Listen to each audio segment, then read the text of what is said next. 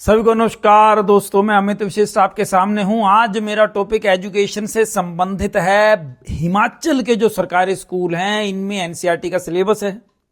मैं 5वीं से नीचे वाली क्लासेस की बात कर रहा हूं अभी, तो ऊपर तो मैं बाद में जाऊंगा। प्राइमरी की मैं बात करूंगा तो प्राइमरी एजुकेशन सिस्टम में हमारे यहाँ जो एनसीईआरटी का सिलेबस है, उस सिलेबस को अगर आपका बच्चा पढ़ रहा है, उस सिलेबस को अगर एक मजदूर का बच्चा पढ़ रहा है, एक ट्रक ड्राइवर का बच्चा पढ़ रहा है, और फिर उस सिलेबस को पढ़ने के बाद वो बोले कि जी मैं नवोदय का टेस्ट क्लियर करूंगा, तो वो असंभव है।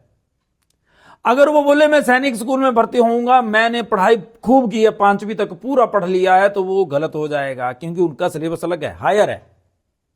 उस सिलेबस का 15 से 20% सिर्फ एनसीईआरटी की बुक्स में है, बाकी सारा हायर लेवल का है। और सरकारी स्कूल जो हिमाचल के हैं, अगर इनमें हिमाचल बोर्ड में अगर बच्चे पढ़ते हैं तो वो नवोदय या सैनिक स्कूल की परीक्षा बिना कोचिंग के, बिना अलग पढ़ाई के वो क्लियर नहीं कर पाएगा।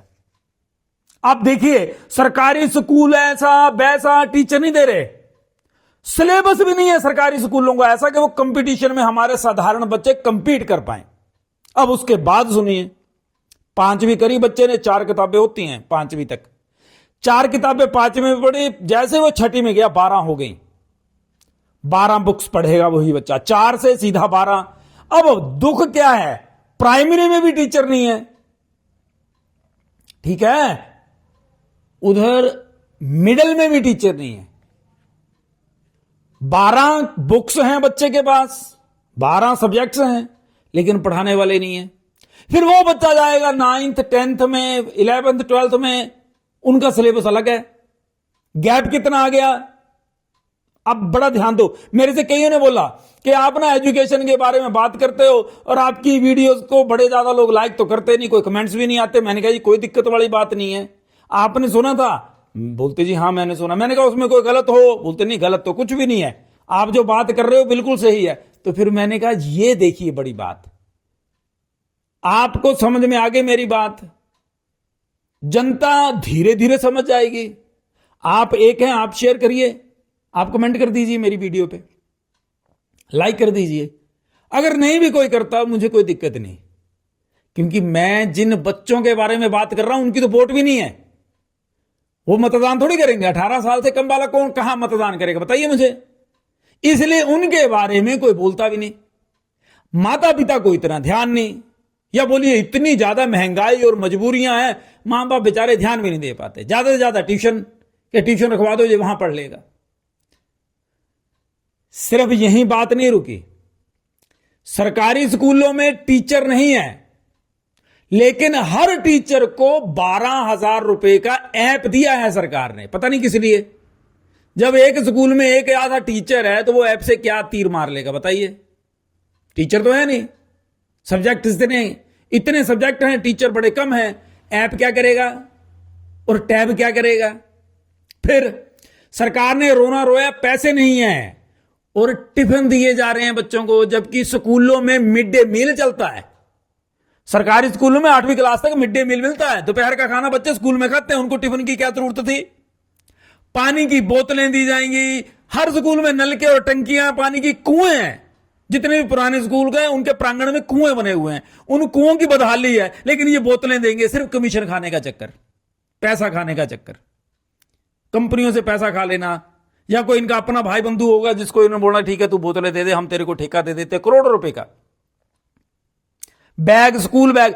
टीचर है नहीं तो बोलते हैं हमारे पास पैसे नहीं है, स्कूलों के बैग देंगे अपनी फोटो चिपका के, लिखवा करके, फलाना नेता।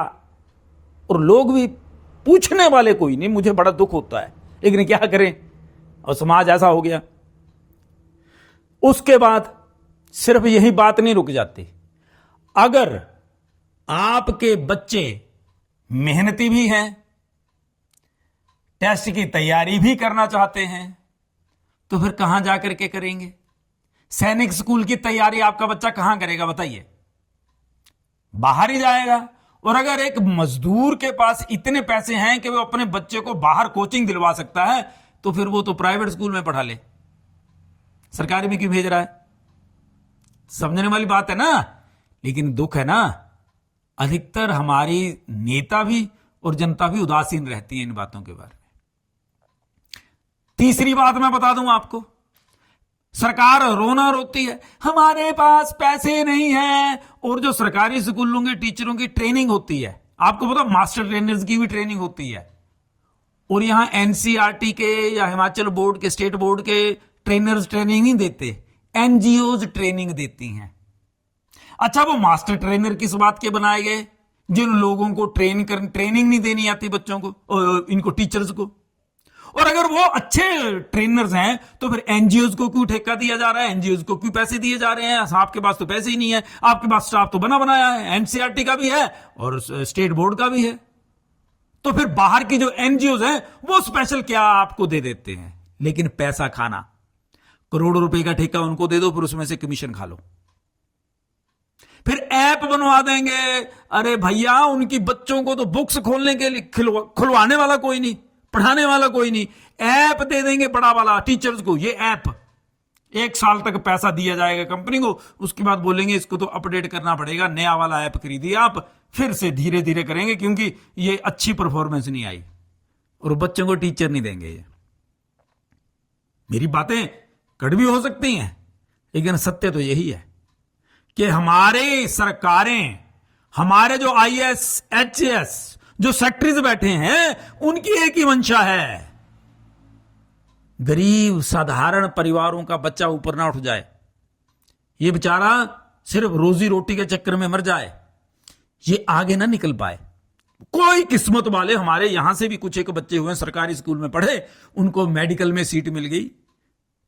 हजारों में से एक बच्चा बड़ा मेहनती था, जो बाकी थे मीडियोकर्स थे, अगर उनको अच्छा टीचर मिल जाता तो शायद एक की जगह 10, 50, 100 हो जाते ऐसे सिलेक्ट, लेकिन नहीं हो पाए।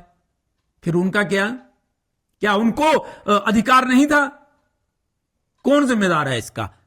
आप कमेंट करिएगा, बताइएगा। कहीं आप तो जिम्मेदार नहीं, जनता भी और नेता भी।